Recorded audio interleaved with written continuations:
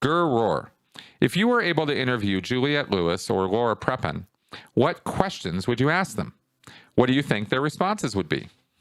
I would have a lot of questions about, I'm not going to list out a series of questions here, but I'll tell you what I would ask about is I would ask about their exit. What was it that, was the road out for them, or how did they sort of twig?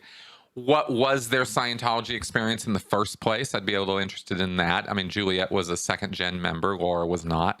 How did they get involved? That kind of thing. What appealed to them about it? What was their experience with it? What helped them the most with it? Why did they stick with it? But much more interested than their personal story, I'd find fascinating. But more importantly for me, I would be very, very interested in their celebrity handlers, how that all worked. How did they deal with contradictions or hypocrisies? I have all kinds of questions for Laura about what it says in Science to Survival and the cognitive dissonance that she had to experience and how she resolved that to be able to play a lesbian in Orange is the New Black.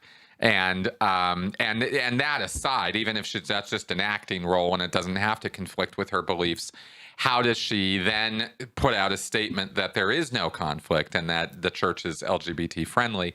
How does she get away with saying crap like that? I'd want to know all about that. And Juliette, I'd ask her probably about her dad. Jeffrey Lewis, he was an actor I really liked. So I might ask her about him. I have no idea what their responses would be. And of course, I'd like to know, about the whole OSA and celebrity and the president's office and how that whole thing works. And how much of a bubble did they feel they were in? As celebrities, they're always going to be in a little bit of a bubble regardless. But as Scientology celebrities, how did that all work? So that might be, there'd be hours of conversation there, I am sure.